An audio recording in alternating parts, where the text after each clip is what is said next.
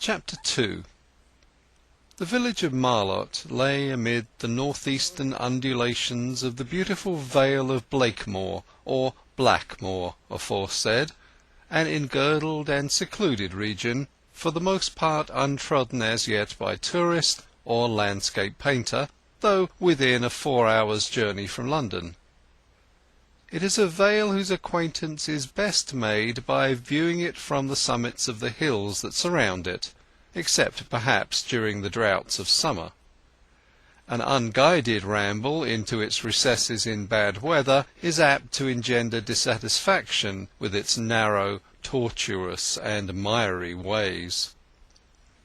This fertile and sheltered tract of country, in which the fields are never brown and the springs never dry, is bounded on the south by the bold chalk ridge that embraces the prominences of Hambledon Hill, Bulbarrow, Nettlecombe Tout, Dogbury, High Stoy and Bub Down. The traveller from the coast who, after plodding northward for a score of miles over calcareous downs and cornlands, suddenly reaches the verge of one of these escarpments, is surprised and delighted to behold, extended like a map beneath him, a country differing absolutely from that which he has passed through. Behind him the hills are open, the sun blazes down upon fields so large as to give an unenclosed character to the landscape. The lanes are white, the hedges low and plashed, the atmosphere colourless.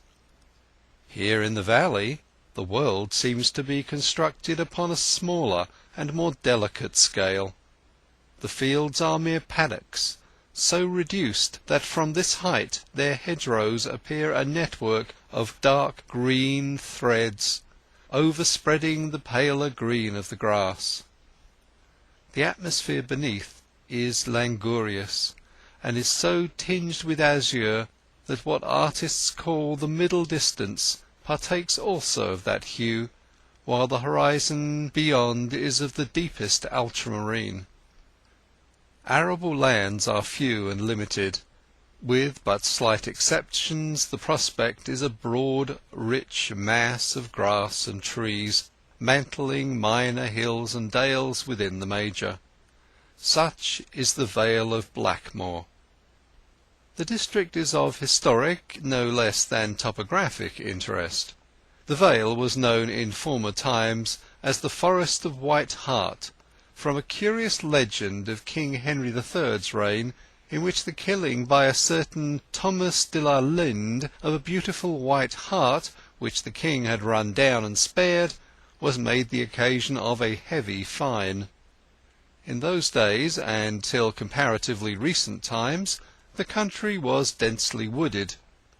Even now traces of its earlier condition are to be found in the old oak copses and irregular belts of timber that yet survive on its slopes, and the hollow-trunked trees that shade so many of its pastures.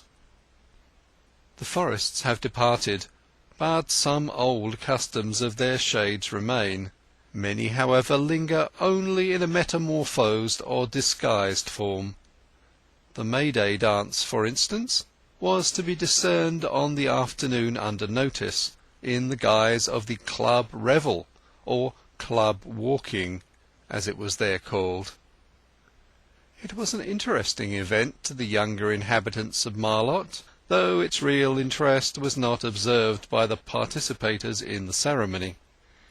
Its singularity lay less in the retention of a custom of walking in procession and dancing on each anniversary than in the members being solely women. In men's clubs such celebrations were, though less expiring, less uncommon, but either the natural shyness of the softer sex or a sarcastic attitude on the part of male relatives had denuded such women's clubs as remained, if any other did, of this their glory and consummation. The club of Marlott alone lived to uphold the local Cerealia. It had walked for hundreds of years, if not as benefit club, as votive sisterhood of some sort, and it still walked. The banded ones were all dressed in white gowns, a gay survival from old-style days, when cheerfulness and Maytime were synonyms, days before the habit of taking long views had reduced emotions to a monotonous average. Their first exhibition of themselves was in a processional march of 2 and 2 round the parish. Ideal and real clashed slightly as the sun lit up their figures against the green hedges and creeper-laced house-fronts. For though the whole troop wore white garments, no two whites were alike among them. Some approached pure blanching, some had a bluish pallor, some, worn by the older characters, which had possibly laid by folded for many a year, inclined to a cadaverous tint and to a Georgian style. In addition to the distinction of a white frock, every woman and girl carried in her right hand a peeled willow wand, and in her left a bunch of white flowers. The peeling of the former and the selection of the latter had been an operation of personal care. There were a few middle-aged and even elderly women in the train, their silver wiry hair and wrinkled faces, scourged by time and trouble, having almost a grotesque, certainly a pathetic appearance in such a jaunty situation. In a true view, perhaps, there was more to be gathered and told of each anxious and experienced one to whom the years were drawing nigh when she should say, "I have no pleasure in them," than of her juvenile comrades.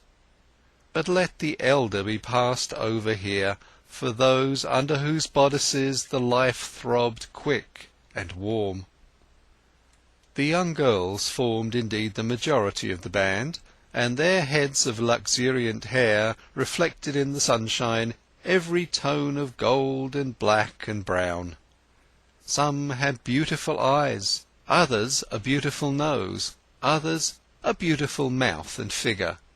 Few, if any, had all. A difficulty of arranging their lips in this crude exposure to public scrutiny, an inability to balance their heads, and to disassociate self-consciousness from their features was apparent in them, and showed that they were genuine country girls, unaccustomed to many eyes. And as each and all of them were warmed without by the sun, so each had a private little sun for her own soul to bask in, some dream, some affection, some hobby, at least some remote and distant hope which, though perhaps starving to nothing, still lived on, as hopes will. Thus they were all cheerful, and many of them merry. They came round by the Pure Drop Inn, and they were turning out of the high road to pass through a wicket gate into the meadows, when one of the women said, "The Lord, why, Tess Durbeyfield, if there isn't thy father riding home in a carriage!" A young member of the band turned her head at the exclamation. She was a fine and handsome girl, not handsomer than some of the others possibly, but her mobile peony mouth and large innocent eyes added eloquence to colour and shape. She wore a red ribbon in her hair, and was the only one of the white company who could boast of such a pronounced adornment. As she looked round, Durbeyfield was seen moving along the road in a chaise belonging to the Pure Drop, driven by a frizzle-headed, brawny damsel with her gown sleeves rolled above her elbows. This was the cheerful servant of that establishment, who, in her part of factotum, turned groom and ostler at times. Durbeyfield, leaning back, and with his eyes closed luxuriously, was waving his hand above his head and singing in a slow recitative. "I got a great family vault at Kingsbere, and knighted forefathers in lead coffins there." The clubbists twittered, except the girl called Tess, in whom a slow heat seemed to rise at the sense that her father was making himself foolish in their eyes.